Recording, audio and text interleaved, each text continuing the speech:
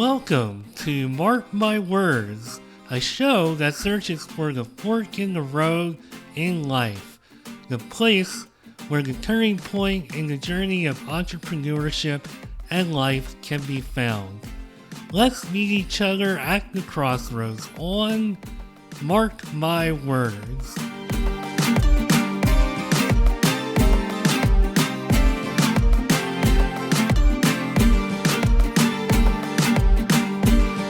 As professionals, at some point in our lives, we have all asked the question, what's next? I know I have. I know many other people out there have. And it's one of the foundations of Mark My Words is kind of making career transitions and finding yourself and just finding not only just what's next, but really finding who you are and finding that identity and a way that you can stand on your own 2 feet.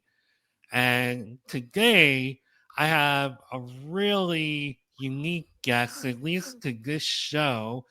James Hilovsky is the CEO of TheFranDream, and the idea, concept, topic of becoming like a franchise owner is something that's always fascinated me. And for me personally, it's something I've like thought about here and there, not really seriously. But if you listen to this show enough, you'll know that I want to do pretty much everything. I'm like the white collar, dirty jobs. So I have kind of thought about and love living through all of my guests. And today I am happy to have James Hilovsky here and really excited to learn about your journey and how you help people transition into the franchising industry. And this is why I do this show. Welcome to Mark My Words, James. How you doing? Great, Mark. Thank you so much for having me. I really appreciate it. Well, I appreciate you being here. And if I haven't hit the mute button again, we're already in good shape. I All had good. I had hit the mute button a couple of times before we recorded, and I'm trying to talk, and I'm just like, what is going on? And here it's just another one of those quirky Murphy's Law kind of things. But hopefully no more Murphy's Law. We will talk uh TheFranDream. And before we really dig into that, as I warned you before we hit record, I love going into the Wayback Machine, the DeLorean, whatever time machine you want to use. And I love hearing everybody's story. Now, I am aware that you were a minor league baseball player. I don't know if that was like the biggest passion, if you had anything else that you wanted to do in addition to that. Um, I'll let you tell the story. Yeah, well, yeah, excellent. Yeah. So I was minor league baseball player and I grew up in a really small town, and so I was a big fish in a very little pond, and got into minor league baseball and discovered, wow, everybody's good at this. So um it was quite the eye opener, and going, got to probably think about a different career path now. I did wind up getting hurt, but really it was probably not a path I was going to be able to go very far up the ladder. And I realized that pretty soon, pretty soon. So from there, I worked in the restaurant business my way through high school, and I kind of gravitated toward that. I kind of loved that industry. And I actually was with a corporation, a company. I worked my way up into management, got into upper management, spent about 25 years there, and was like a regional director. And then another restaurant company called me and said, "Hey, come help us run our franchise side of business. We're a fast growing company. We want to grow fast, and we need someone with your expertise to help us out." That particular brand had one store when I started. We built that up to over 100 during their time there. So I went out and I supported new franchisees with their openings. And then I supported them after we were done opening by giving them ongoing support. And the largest franchisee of that company came to me and said, come partner with us, come run our operations. And I did. And it happened to be, two things. They lived in really the same town I did, was their headquarters. And the other one, they were owned by two NFL football player brothers. And the dad also played football as well. So kind of got into the athlete side of ownership and business. And we had our restaurants that were franchises. We did our own cookie dough concept. We did another ice cream franchise, and we did our own coffee shop. And then one of the brothers, he retired from the NFL. The other brother got hurt, couldn't fulfill the rest of his contract, so he had to retire. And they wanted to sell off, which I was all for. I kind of had my fill of restaurants, to be honest, by then. And they decided they wanted to go into the tequila business. And I have nothing against tequila, but I just don't know much about that industry. So then I decided to go on a path of helping people choose franchises and the right franchise match and ownership.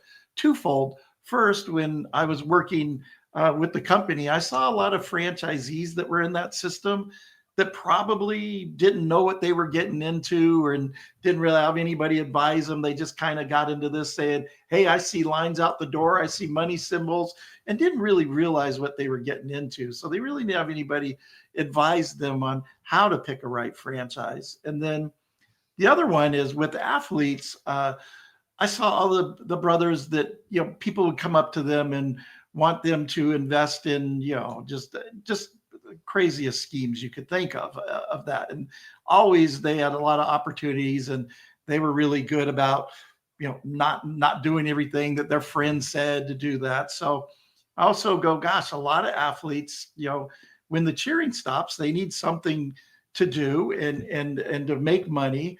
And a franchise is perfect for them, because in a franchise system, you get a playbook, and they've been following a playbook all their lives.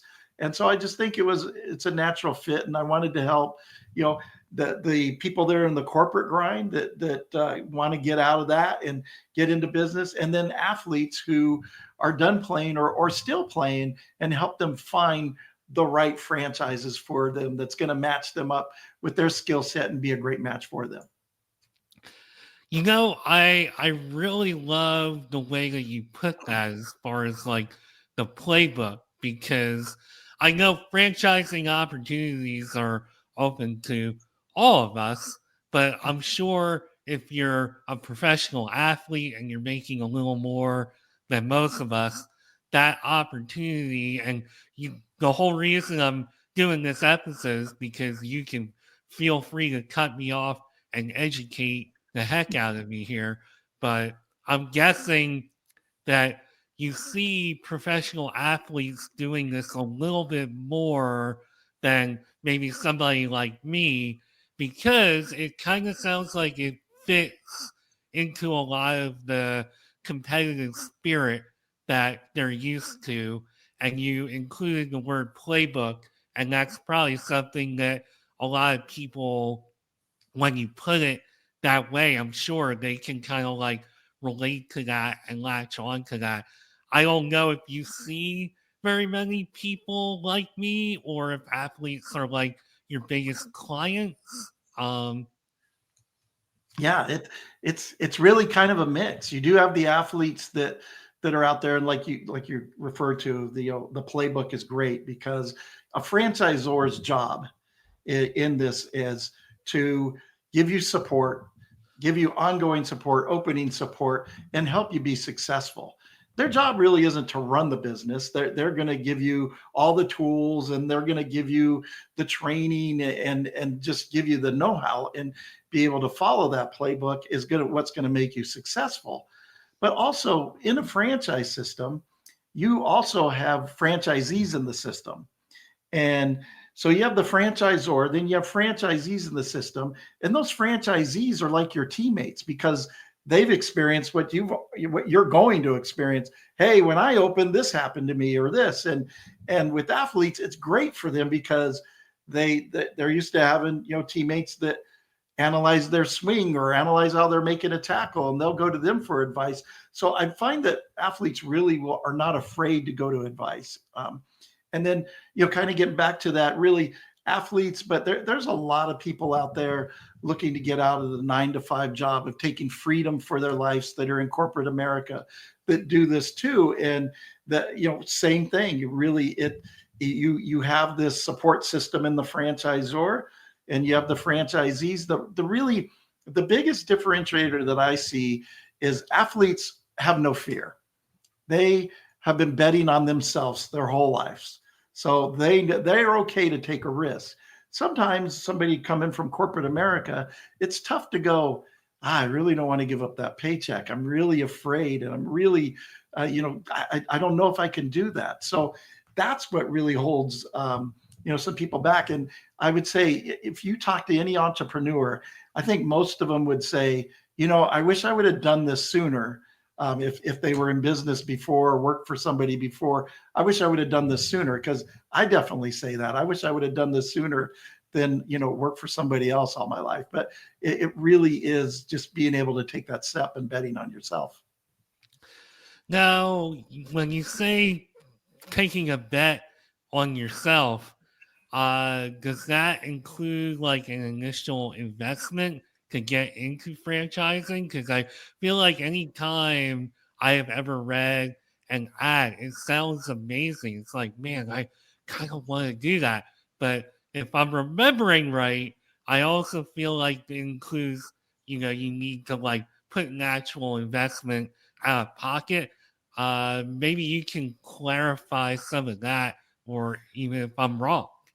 Oh, yeah, that's a great question. So in franchising, really, you got to look at a couple of things. When somebody says franchising, you think of McDonald's and food. Well, the franchising is all different industries. If you go down, drive on the street, you see a HVAC truck or a service truck, that's probably a franchise system. It's in all different industries: pet industry, auto industry, home services, moving storage, junk removal. Any industry you can think of, there's a franchise for it. All of it does require some investment. And so you do have to have some sort of capital. I would say, a good thing would be access to about $50,000 of liquid capital. And then you could get, and then look at franchises that might fit your budget of 100 to 150,000 total investment. And there's different ways you can do this too as well. So for the athlete, they usually just pay for it out of pocket, self-fund it, right? They're just writing a check. For people coming in 9 to 5, there's different ways to do it. Some do a HELOC. They take out a second on their home to fund a franchise. They do a 401k rollover, to where they borrow from their 401k to get the funds to start a franchise. There's a SBA loan, where you need to have about 10 to 20% down payment into the business, and then you can get an SBA loan. So there are different ways that you can, finance the business adventure. It's just a matter of choosing which one fits you the best. Well, speaking of business ventures, you decided to start your own consulting business for those who are hopeful of becoming franchise owners. I'd be curious to know when the light bulb went off that, hey, I could actually be more than just, not that, being a franchise owner is less than, it's like actually really amazing.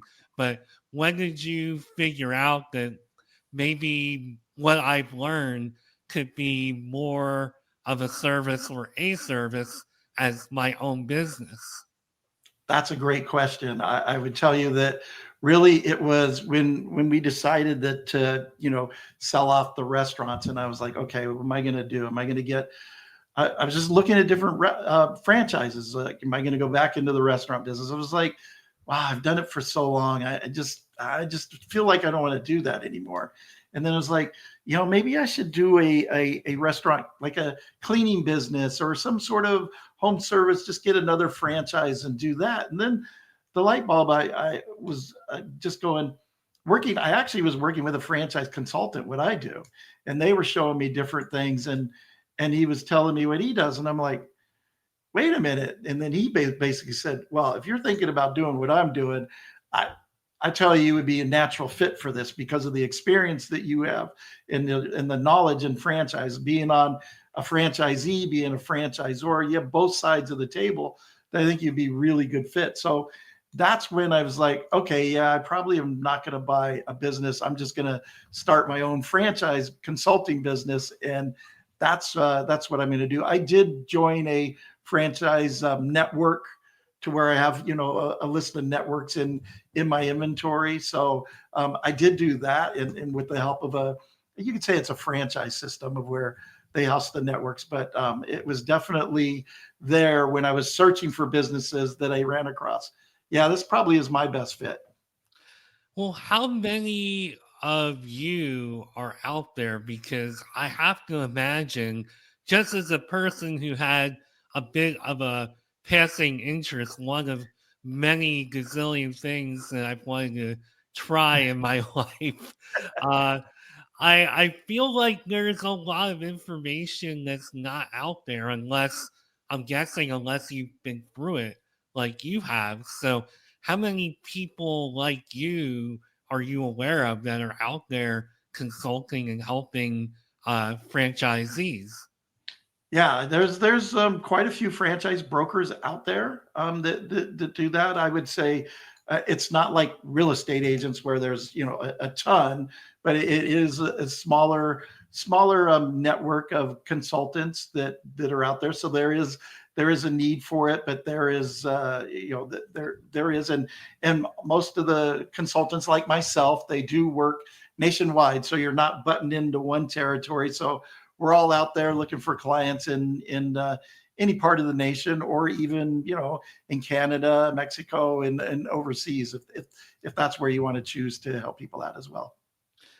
Well, in line with the trend of my personality, I feel like I'm a good fit for like pretty much like maybe not a good fit, but I want to like try everything. So I see here just in the rundown, uh, there's like over 400 franchise brands to choose from, which is mind-boggling. That's amazing. How do you help people to narrow down? Like, how do you help a Mark Schmidt, for example, narrow down and figure out what brand or brands might be a good fit for them? Yeah, so I have about 400 in my inventory. There's about 7,000 franchises to choose from. Wow. So I've whittled down like 400 that have been, I want to say, vetted, that are really good systems, good brands. But that doesn't mean I don't look at new brands that come out and go, hey, I'm going to show them and put them in my inventory. But really, it's kind of questions. It's like, what are you looking for in a franchise brand? Are you looking to be an owner operator where you're going to be in the business day to day? Or are you looking to have semi-passive? Well, you'll hire a manager to do the business, and you'll manage the manager. So right there, that might cut some of it down, because some of them want you to be only an owner operator. And then obviously it's investment level. What investment level are you comfortable with? If your investment levels in about 150K, then restaurants are probably out, because they're the most expensive investment level. Right around a million, or at least half a million, and so that's going to eliminate the restaurant category, and you just kind of go through what interests you. Automotive industry, does the home services do it, the pet industry, and we talk about all the different industries that are out there, and might have you go, rank them from 1 to 10. What would you say? It's an 8. Okay. If you go, moving, storage, junk removal, that's a 2. Probably won't show you any of that. So we talk about the different industries. We look at kind of your goals too. Are you looking to do a single unit, or, in some instances, I have candidates go, I'm looking for generational wealth. of I want to start a family business. Then, okay, that's a multi-unit play. So we got to look at brands that we could scale up pretty fast and that have availability in your area of territory because it might be sold out where you live on a particular brand. So there's a lot of different factors that go into finding those brands that fit. I'll make a list. I'll probably show you 5 to 10 brands out there, and then hey James, I like these one or two. I introduce you to the franchisor, then stay with you during the whole time of, hey, they asked me this. What do I do? How do I read an FDD? You kind of get into, they're going to give you a deep dive of their system. I'm going to be going, hey, the most important thing is find a franchise system that's going to give you great support, going to give you great tools, going to give you great opening support and ongoing support. And verifying the franchisees, they'll tell you, because you get to talk to them before you make that decision. Is it would you do this again? Is it a great fit? When did you become profitable? So I kind of help you with, get all your homework done, that you're making sure you answer those questions. And then you might go, after talking with this franchise in this industry, probably isn't a great fit. Can we do this? Can we look at some different option in this industry? So it's kind of fluid how it works, but that's a little bit of kind of a peer in of how we whittle some the choices down. I feel like you made some really good points there, because it's not only important to know the process of like mentoring and helping people to find their way and find the right type of business to get into, but it's also important to understand, and maybe I'm showing my age a little bit, of opening up the paper and seeing these franchise opportunities in the paper. No, I don't know how many people look at one ads in the paper anymore, but I can recall a time where you can open up the one ads, and I feel like the only ones I ever remember seeing were like fast food, maybe like gas stations, if I'm remembering right. But there's a whole lot more going on out there as far as opportunity than just food and gas.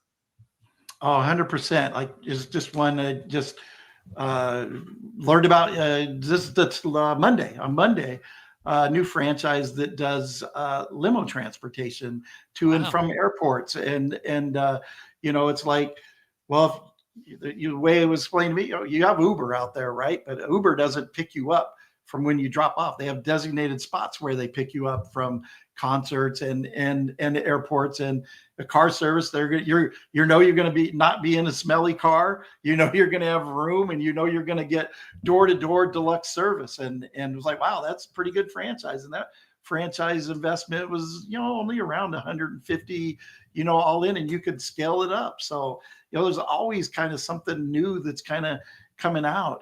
That there's home services that they have franchise that if you want to sell your home, this franchise will come in and help you. Okay, if you want to sell your home, you probably need to paint the cabinets, maybe retouch up the floors, and whatever that needs to be done, they'll handle that for you.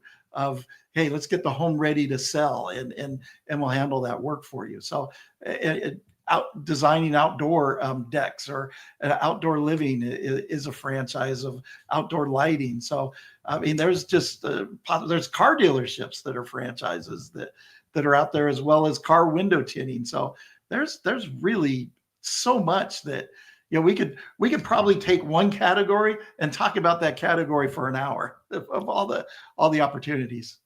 James, I am pretty confident that we could probably do like 1,000 episodes on this topic. So I feel like we will have no shortage of things to fill in the time. I actually wish that we could do like several parts, but anyway, I'm getting diverted here. But one thing I do want to ask, I'm a big sports fan, and you're already kind of like teasing some stories in this episode. And I'm like, man, I'd love to hear more. However, I do want you to go into more of, again, I'll just throw myself in there, use myself as an example of what if I wanted to keep my full time, like my day job, but wanted to take on the opportunity of franchising at the same time? How would you mentor somebody or work with somebody who wanted to take that approach? Yeah, that's a really good question because it does come up quite a bit. And it can be done.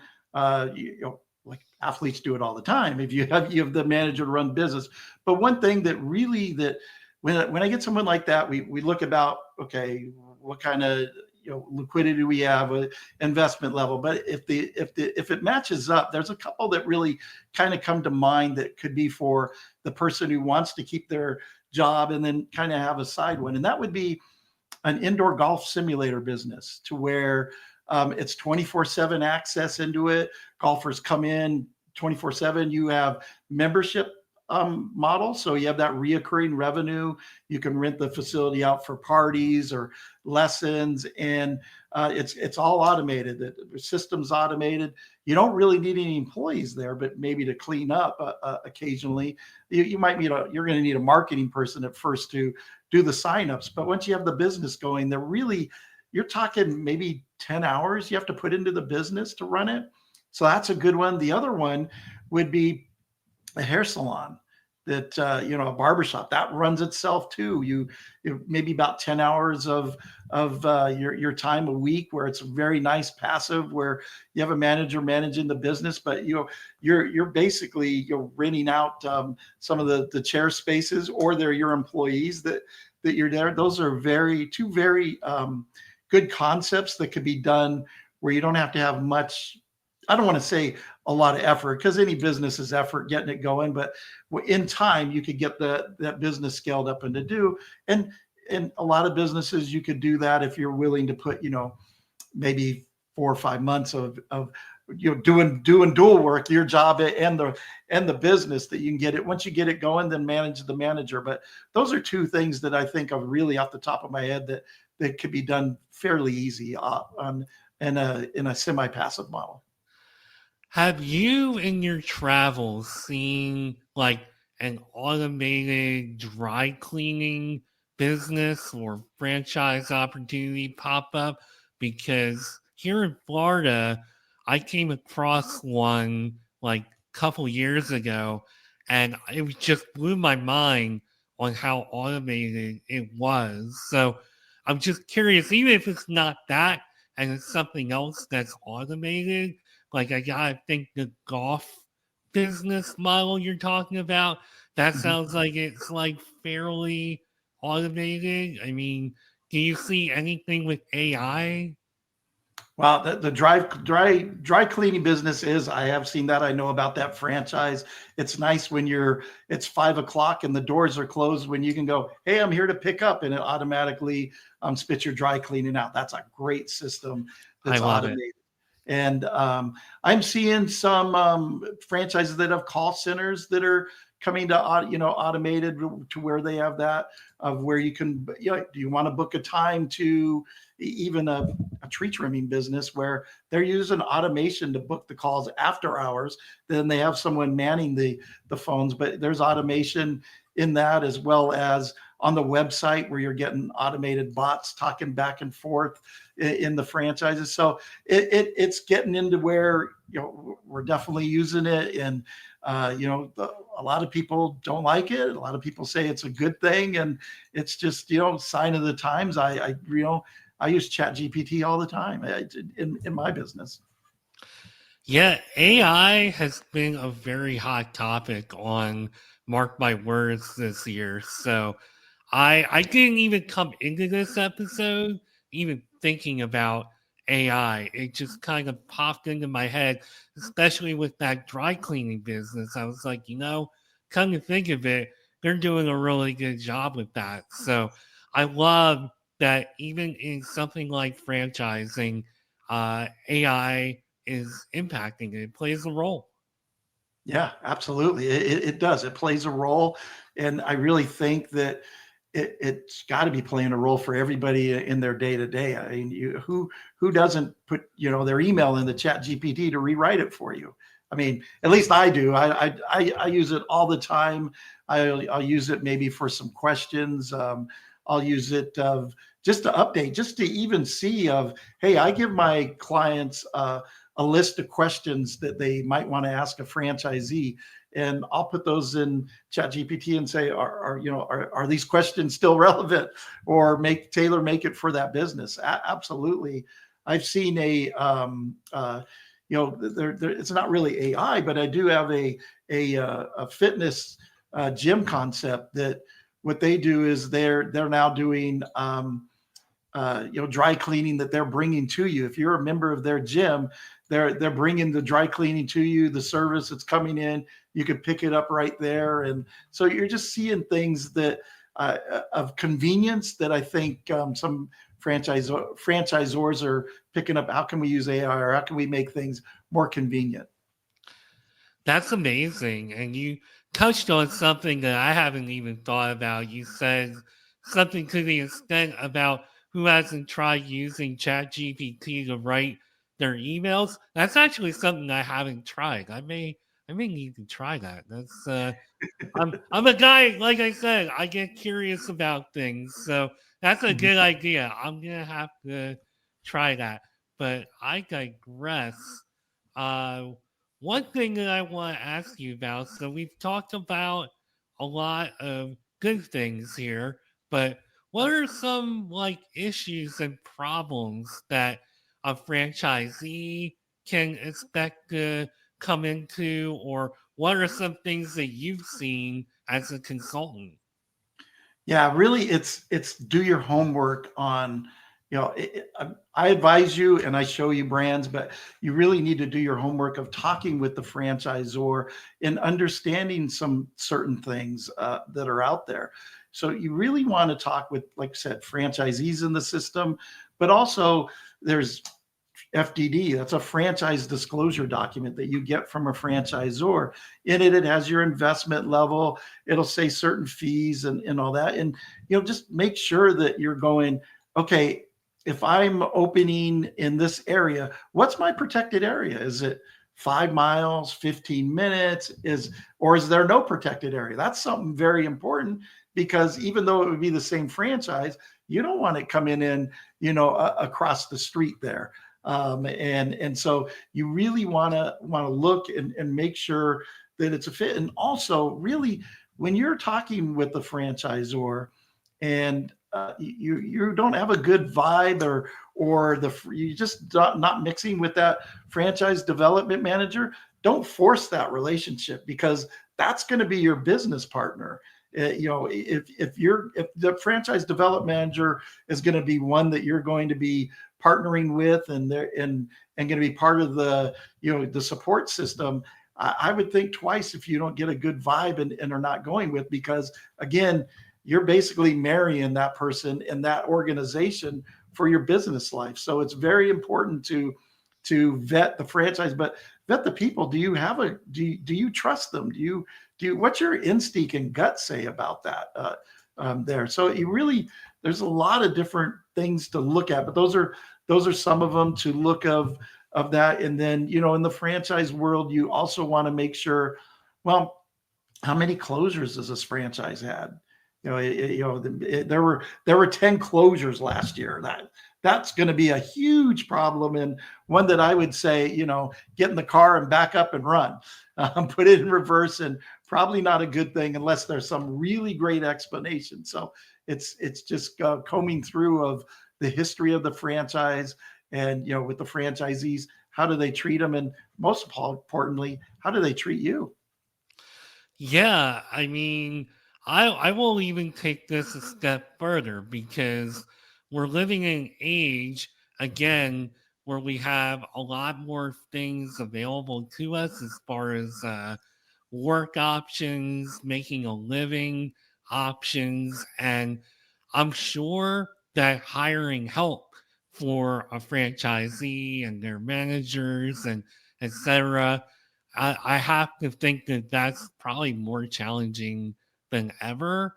And then you couple that with keeping up like good customer service and all that kind of stuff. And this episode is very timely because I'm not going to name names of like where I went this morning, but I actually went somewhere where I got just the most aloof attitude from a youngster. You know, Mhm. I'm showing my age here, but Mhm. but I mean, I've been around long enough that while I know everybody has a different personality, and you can't, especially today, you can't always expect, that you deserve a break today type of attitude and demeanor when going into many of the, especially like a more fast food type of establishment. But I walked out of this place like the attitude was just so aloof that I was just like, you know something? This is a place I've gone to numerous times and had a good experience, but I almost kind of felt like they lost a customer based on that experience alone. So I feel like we live in an era where more now than ever, it's so important to the best of our ability to make sure that the team from top to all the way down to like the front lines, those operations roles that, you know, we have people at least feeling, even if they're not coming in with the totally right attitude, that maybe we provide them with the support that they need or whatever else in order to give us an edge. I don't know how or what you might say to that as far as being a franchise or just how you consult or how you teach, or if that factors in. Well, back to the point of franchisor's role of kind of using that example there. The franchisor, they're going to give you tools of here's what you look like to hire, here's the person you want to hire, and they're going to give you the attributes, and they may even do the ads for you to put out there. And again, remember, you as the business owner, franchisee, it's your job to make the business go. The franchisor is giving you the tools. Here's who to hire. Here's what you want to look for. This is what you want to put in there. So again, you have to make your business run. So you have to be involved as a franchisee. It's not the franchisor does this. They're just providing you with the tools, the systems, and the training. You've got to implement that. So when we go back to negatives, the worst thing a franchisee could do is go, hey, the franchisor is supposed to be running my business. No, it's your business. You're supposed to run that. And so you're supposed to follow the playbook. And like you're saying, that anybody you hire, that's a representation of you and your company. So you've got to be behind that person, train that person. And you know what? If they do not perform, you've got to unfortunately get rid of that person because that they're going to damage your brand. And that'll, you only get a chance to make a first impression once. And if you have someone like that working for you, they're going to damage your brand. So again, it's like in anything else. If you have a restaurant that gives you great service, are you going to go there? 100%. If you have a painting business and the painter shows up on time, is courteous, cleans up, are you going to call them again and go, wow, yes, a construction worker, if they come up to fix a hole in your roof and they're on time, which I'm sorry, but it's a problem in construction. But if they're on time and they're courteous, wow, that's like gold too. And they do a great job. You're going to you call them again. Dog grooming. If you get someone who takes care of your pets and your animals and does a great job grooming your dog, they're like gold. So my advice in as franchisee is you train your employees well and you treat your employees like gold in the way they should be treated, with respect, and that they're there to do a job for you, and you give them the tools to succeed, and you're following up and making sure you succeed, chances are you will be very successful in your business. I totally agree with that because I can't say that I have been in management to this capacity, but I have been like a supervisor, manager in corporate America, and I can speak to okay, my boss above me or bosses are kind of like giving me their expectation and their playbook. And then it's kind of like on me to not only pass that on, but to also put my own like flavor on it.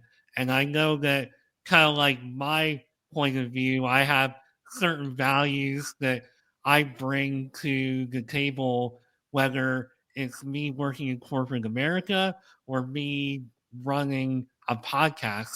And I try to like live up to that and abide by that to the best of my ability. And I can say, well, I'm not going to sit here and say I have it all figured out on management 101 or anything like that.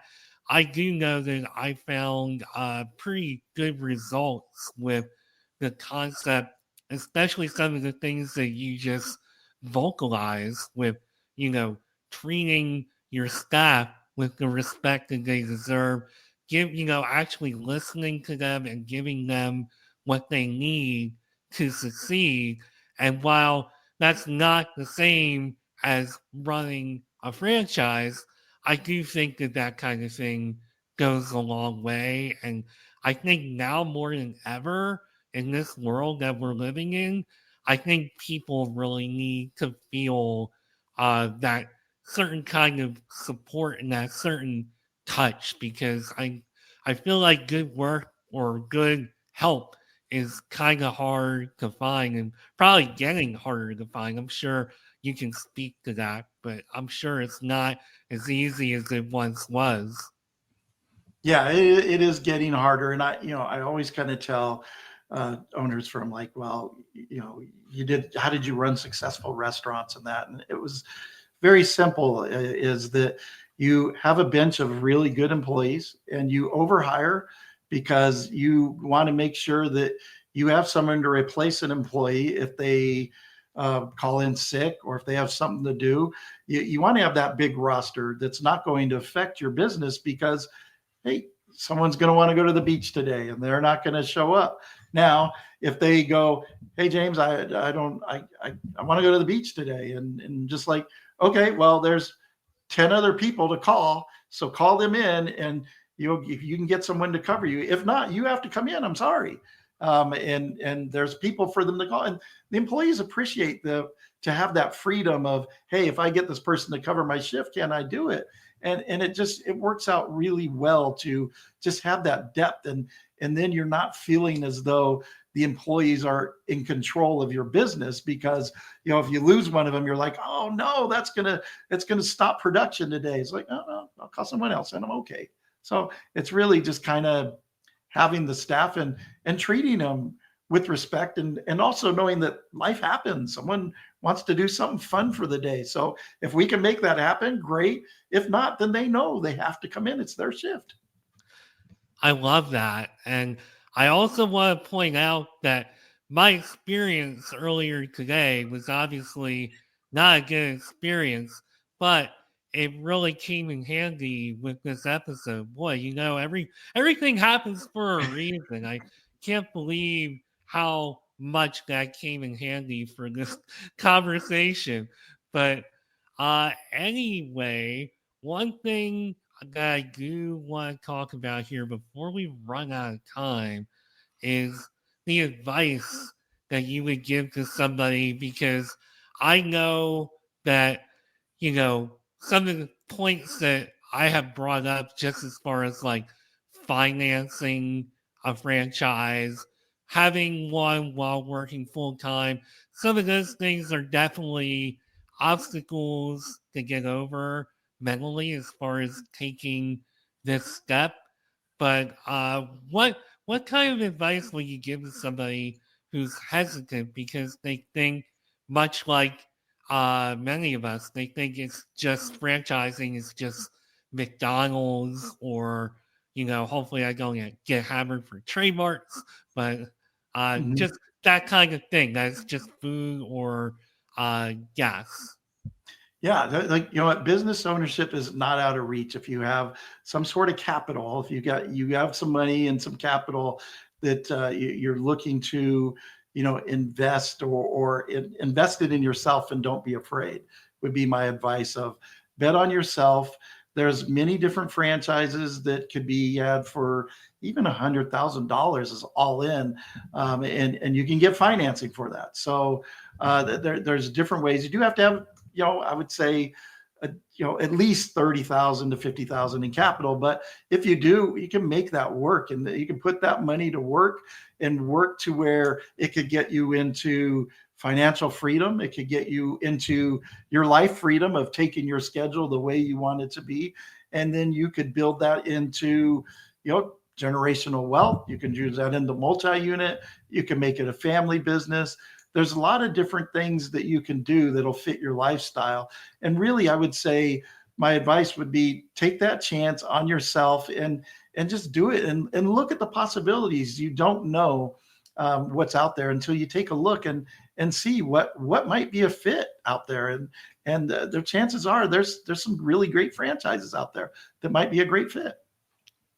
Well, speaking of a great fit, I don't even know if that's a good segue, but what's the difference between your career as a franchise person and your career as just an entrepreneur?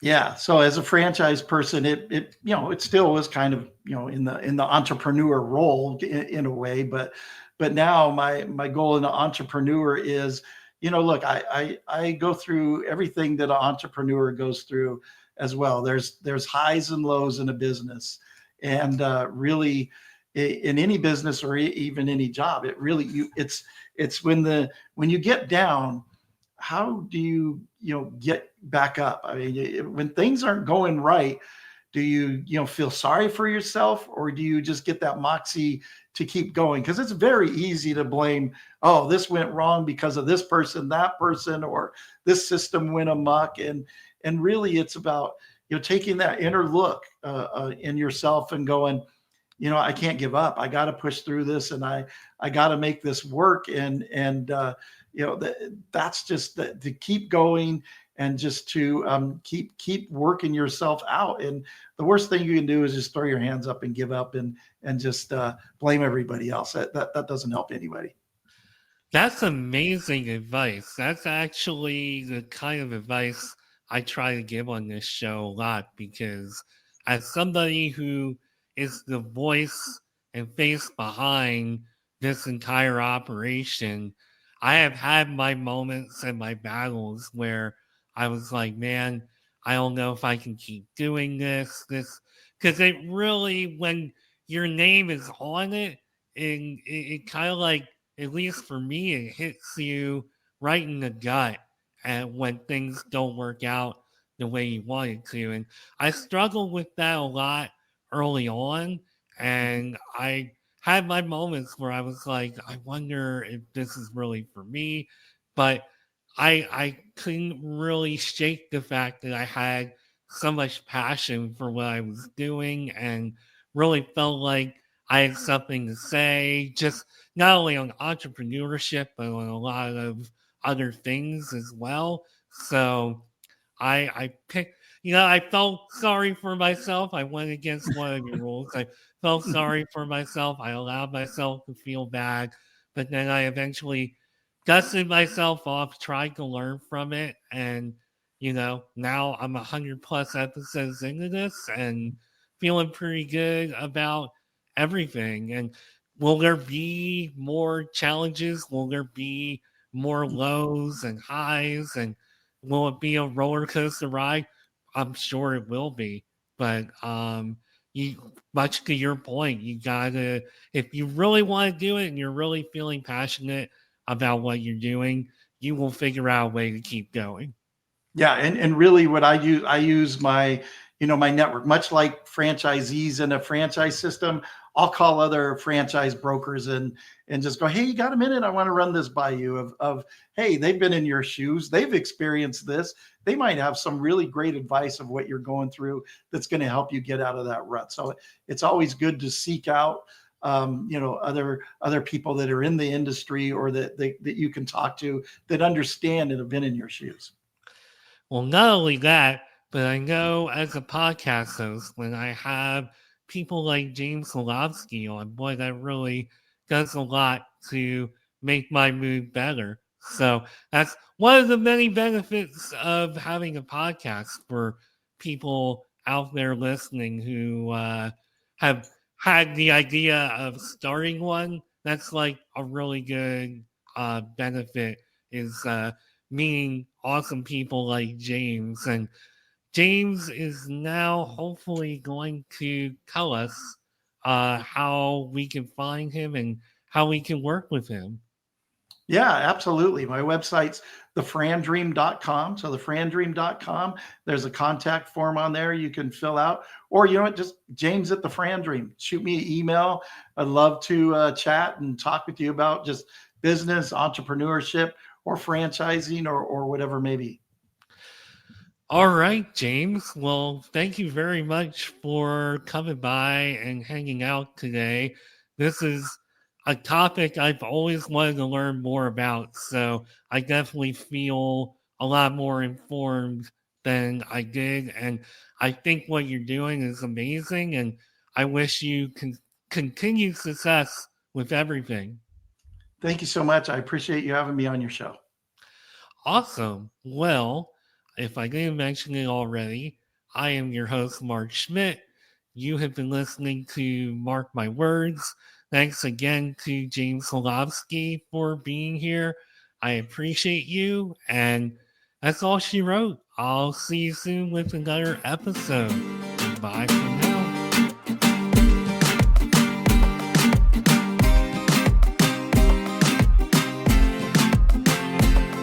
Thank you for taking time out of your busy day to go on a journey with me into entrepreneurship and life on Mark My Words. If you would like to learn more about me and the show, you can find me on LinkedIn at Mark Schmidt or connect with me on Instagram at Nimrod79. Video episodes of Mark My Words, as well as other content, can also be found on the Mark My Words YouTube page. Entrepreneurship can be quite the roller coaster ride. It can be a bit isolating and intimidating, but it doesn't have to be that way. Let's meet here next time at the crossroads on another episode of Mark My Words.